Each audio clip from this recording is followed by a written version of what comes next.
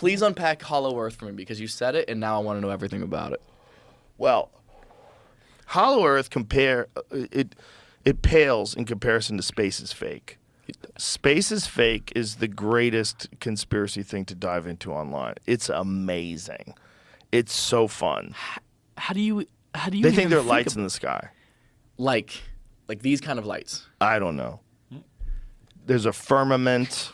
There's like a glass ceiling above it all. Nothing can go out there because there's nothing there. The Earth is flat. Didn't somebody land on the dark side of the moon the other day? China sent China a probe, did? I think. I think it was India. Yeah, correct. Yeah.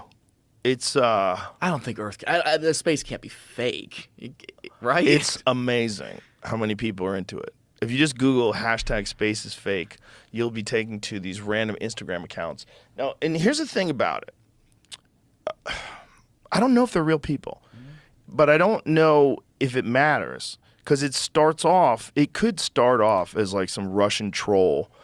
Like there's these things called like the Internet Research Agency is one of them. These troll farms. You know about these? No, but it makes sense. Renee DeResta reported on it, and some people,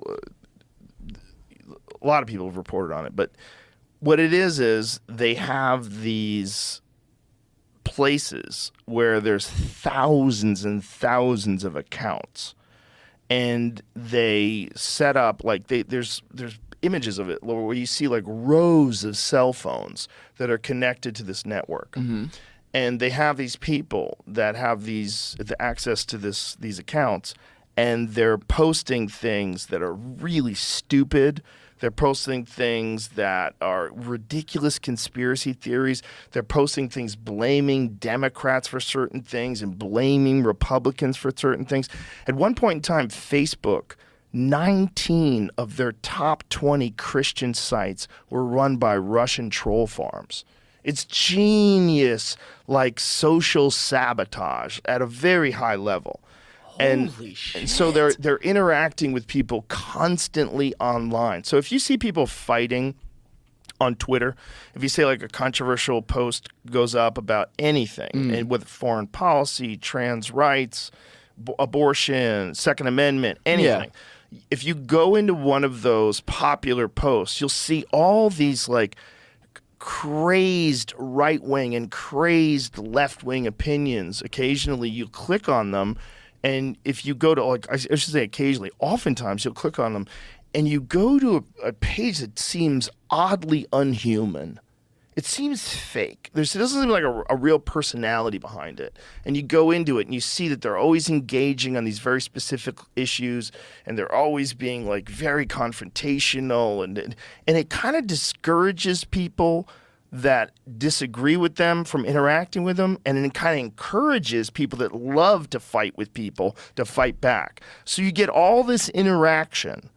And these people do it to steer conversations and get people to lose faith in democracy, lose faith in the police's ability to protect you, lose faith in whether or not we can unite racially or sexually, like whether we can be a harmonious country. It's like designed to keep conflict going. It literally can accelerate conflict, like gasoline on a fire, and that you can engineer to some certain extent. I don't know what percentage, but imagine it's 5%.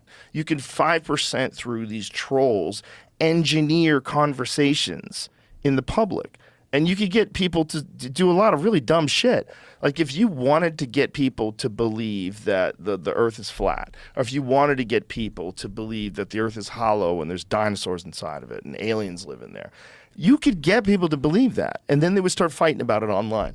And then you could get people to believe that, there's been a bunch of them. There's been a bunch of them that are like mainstream propaganda things, like the Russia collusion hoax with Trump. It took us like 3 years to figure that out. But now everybody knows. It didn't really happen the way they were saying it was happening every day on the news. If that can take place with like mainstream media, how much of like what people are fighting about is like engineered? Oh, man. How much of it? That might be the most evil thing I've ever heard in my entire life, to just control and design chaos. You definitely are encouraging chaos. Like if people can still choose to engage or not engage, and that's where things get interesting. That's terrible, man. I mean, the internet Long is as- already such a terrible, dark, mean place without that. You add that fuel on top of it. Oh my God. It's no wonder people are depressed. What would really be scary is if you were forced to interact with people on the internet. Like if the internet, if there was like a social, like a contract that you had to make where you had to give your opinions on certain issues, agree or disagree. Gender affirming care is essential to a child, like that kind of stuff. Ooh, like a certain amount of logged hours of opinions Agree or or something. disagree. We have to move to 100% renewables by 2030 at all costs. Agree or disagree.